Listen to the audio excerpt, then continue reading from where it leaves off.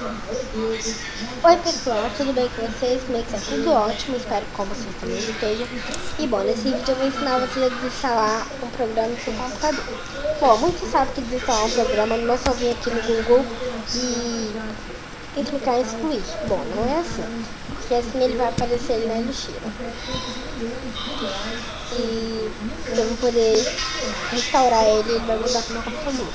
Não adianta muita coisa. Desinstalar um programa totalmente para o seu computador é você vir aqui no iniciar, vir aqui no painel de controle e bom, e vir aqui e vai ter todas essas categorias. Mas bom, o que estamos procurando mesmo é aqui programas, mas na verdade desinstalar um programa. Vou clicar em desinstalar um programa, vou vir aqui, escolher o programa que você quer desinstalar. Esses aqui são todos os programas instalados no meu computador. E vocês vão desinstalar. Bom, vamos supor que eu quero desinstalar o meu Skype. Bom, eu vou clicar aqui, bem próximo do Skype, e vou clicar em desinstalar. Bom, depois disso é só isso. É só você instalar e esperar. Você não pode desinstalar mais um programa. Você pode desinstalar um programa de vez, ok?